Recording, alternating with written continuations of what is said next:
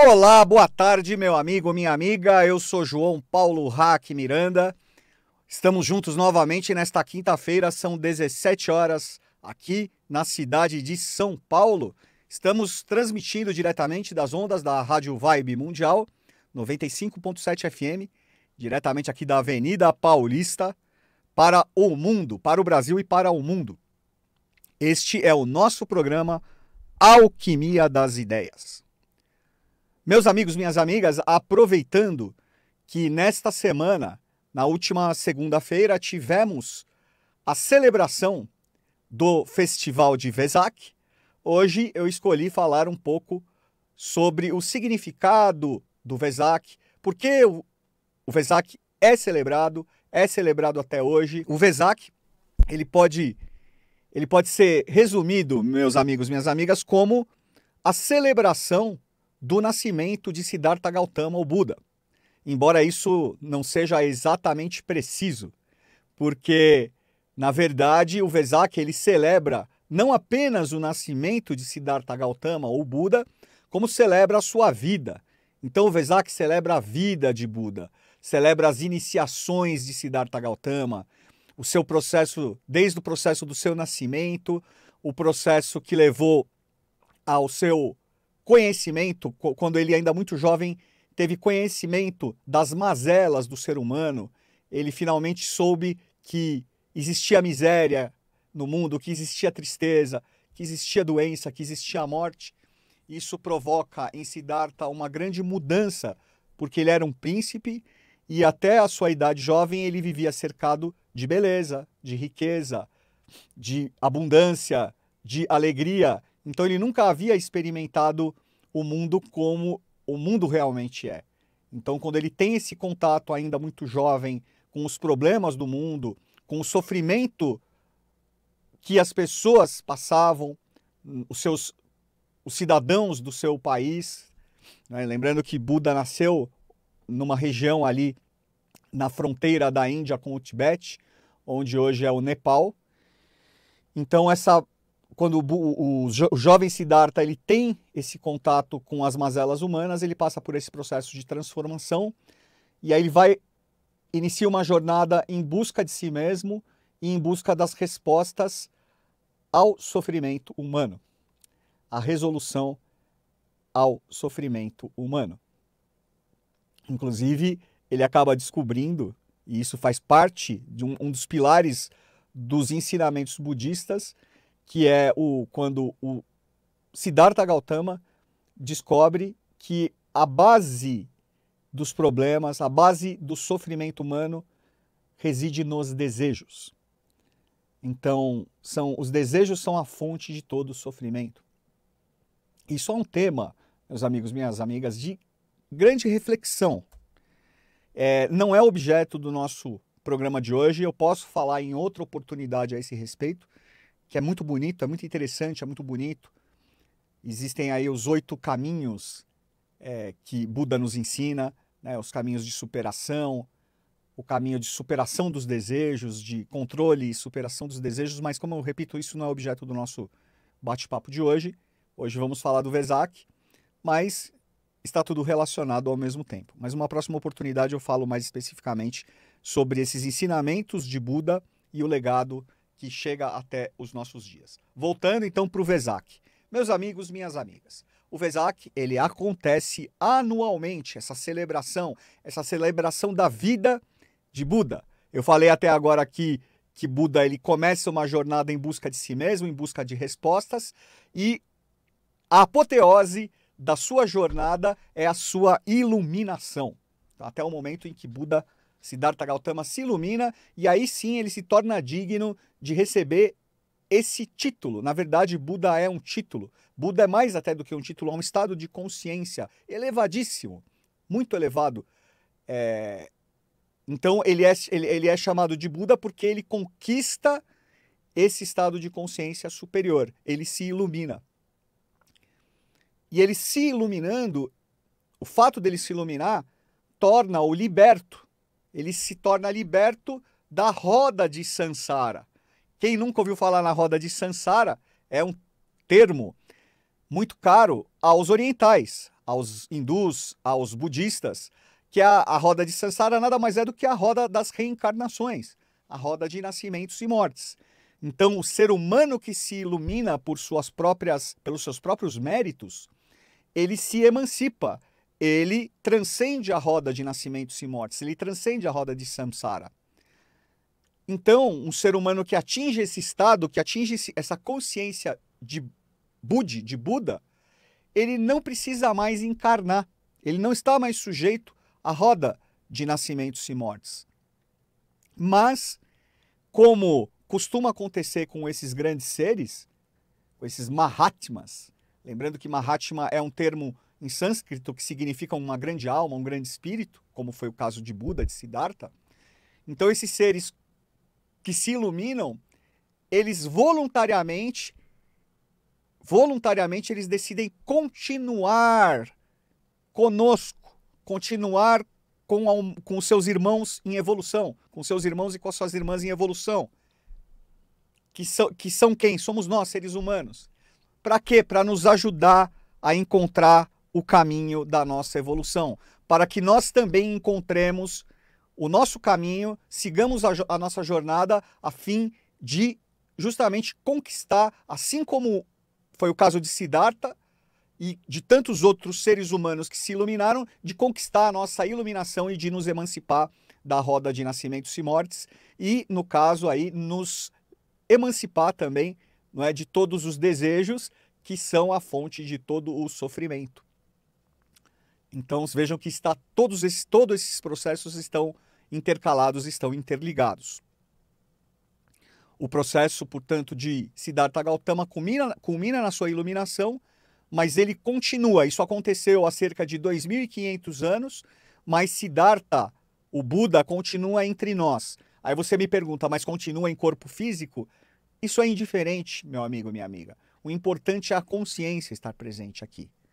O importante é que a consciência de Siddhartha Gautama, assim como a consciência de Jesus, de Oshua, continua presente entre nós. Sim, esses seres eles nunca se afastam de nós. Nós é que nos afastamos deles.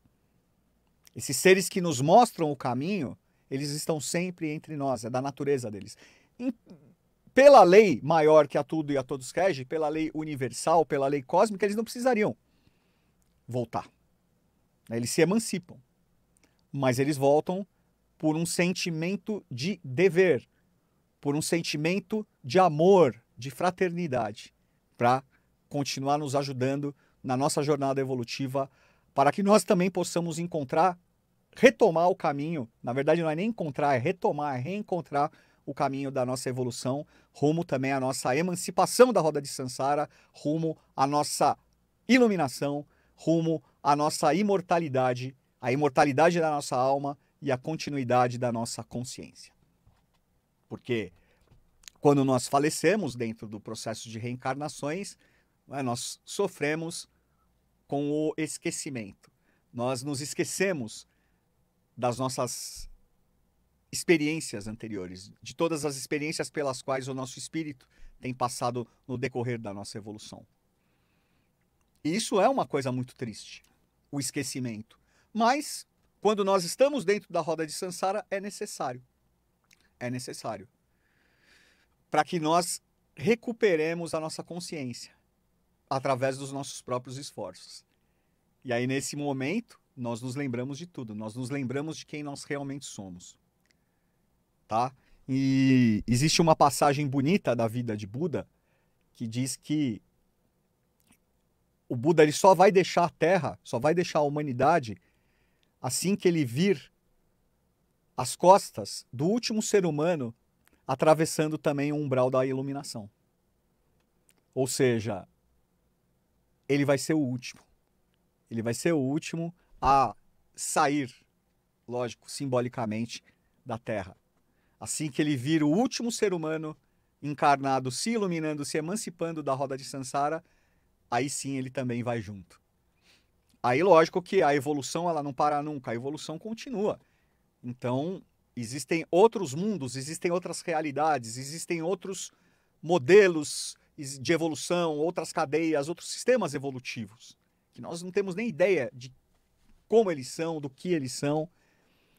das consciências elevadíssimas que se nós não sabemos, né, não temos muita ideia das consciências que regem o nosso sistema de evolução, para nós é algo muito elevado, algo que está fora da nossa, né, fora do nosso âmbito de consciência, fora do nosso âmbito mental, do nosso âmbito astral, nós não temos condições de conceber uma consciência tão elevada como de uma hierarquia de um anjo, de um arcanjo, de um serafim, de um querubim, de um deva, de Deus como o eterno.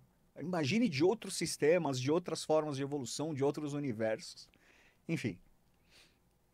Voltando para a Terra, voltando para Vesak. O Vesak, então, ele é celebrado todo mês de maio. Mês de maio, claro, naturalmente aqui no Ocidente. É quando o Sol transita pelo signo de Touro. E Touro é um totem, Touro é um símbolo que representa a própria força da Terra, a força da Mãe Terra.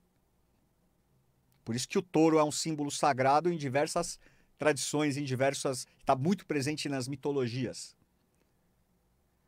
E o Vesak, ele acontece na lua cheia, quando acontece a lua cheia em Touro. Então, como a polaridade de Touro, o signo polar oposto e complementar a Touro é Escorpião, o Vesak, ele justamente acontece na lua cheia no signo de Escorpião. E Escorpião representa aqui os processos de vida e morte, os processos de renovação. Escorpião, meus amigos, minhas amigas, ele representa ele tem uma relação muito grande, ele representa a própria roda de Sansara, a própria roda de nascimentos e mortes. Escorpião rege a morte, mas ao mesmo tempo rege a vida. Rege os processos de vida, morte e renascimento, a reencarnação. O Buda não é aquele, Siddhartha não é aquele que superou, que transcendeu a roda de nascimentos e mortes? Por isso que o Vesak acontece na lua cheia em Escorpião. E o aspecto mais elevado de Escorpião, que aí ele já tem o simbolismo mais ligado à figura da águia, a águia fênix. A fênix é a ave mítica que renasce das próprias cinzas. Então aí ele tem o significado do quê? A lua cheia em Escorpião. De regeneração, de renascimento, de imortalidade. O caminho que Buda nos ensina não é um caminho que nos leva à imortalidade. A imortalidade o importante, gente, é a gente pensar na consciência. Quando eu me referi agora há pouco à continuidade da consciência, eu estou me referindo à imortalidade da nossa alma. Nós nos livramos vou usar uma palavra um pouco pesada, mas é a que veio agora, da maldição do esquecimento. Nós renascemos. Nós nos transformamos, aliás, nos transmutamos e renascemos. A nossa alma renasce como um ouro, iluminada como ouro. Por isso que o signo de Escorpião, ele representa esse processo que é uma verdadeira alquimia. Que a alquimia nos fala da transformação do chumbo em ouro. Falando isso de uma forma simbólica, é a própria jornada da nossa alma. A nossa alma presa, cativa dentro da roda de Sansara, sujeita aos nascimentos, mortes e reencarnações, volta à forma. A nossa alma, ela passa por esse processo de uma continuidade dentro da roda, mas, ao mesmo tempo, a roda ela é um aprisionamento. Nós estamos, de uma certa forma, aprisionados. É uma cruz que nós carregamos. A força do Escorpião traz o sentido do quê?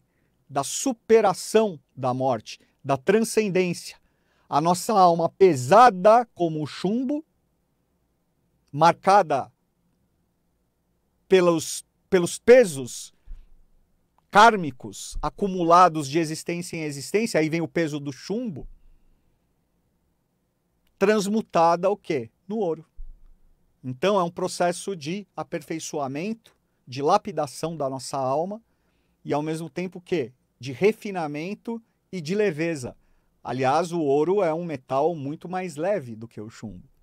Esse processo também, meus amigos, minhas amigas, é o processo alquímico que nós falamos, né, da transmutação da pedra bruta na pedra filosofal. A pedra bruta é a nossa alma embrutecida. E a pedra filosofal é a nossa alma iluminada, a nossa alma imortalizada. Então esse é o significado do Vesak. Existem descrições que falam de como esse ritual ele acontece há milênios, há pelo menos 2.500 anos, anualmente. E existe um lugar, como eu falei, ele é celebrado no mundo inteiro, mas existe um lugar situado nos Himalaias, tá? Um lugar especialíssimo, é um vale que fica justamente ali nas imediações, né, da fronteira do Nepal com o Tibete, um lugar específico. Lógico que esse lugar não é revelado abertamente, ele é conhecido apenas por iniciados, apenas por adeptos, e também pelos fiéis budistas que seguem o budismo daquela região. Então, os povos ali do Nepal e do Tibete. Todo ano fazem, nas vésperas do Vesak, existem caravanas que se dirigem para esse vale que é situado entre as majestosas montanhas do Himalaia, aguardando a chegada da lua cheia em Escorpião, que nesse ano aconteceu nessa última segunda-feira, dia 12 de maio. Ali para lá também se dirigem inúmeros Mahatmas, inúmeros adeptos. Então nós falamos ali dos adeptos das linhas evolutivas, que nós chamamos de Moria, Hilarião, Kuthumi, Serapis Bey, dentre outros, germanos. Se dirigem inúmeros adeptos da Shuddha Dharma Mandalam, da Grande Fraternidade Branca, se dirigem para lá também para fazer essa celebração. Em determinado momento, se manifesta fisicamente Siddhartha Gautama, o Buda. Dizem que não são todos que conseguem vê-lo.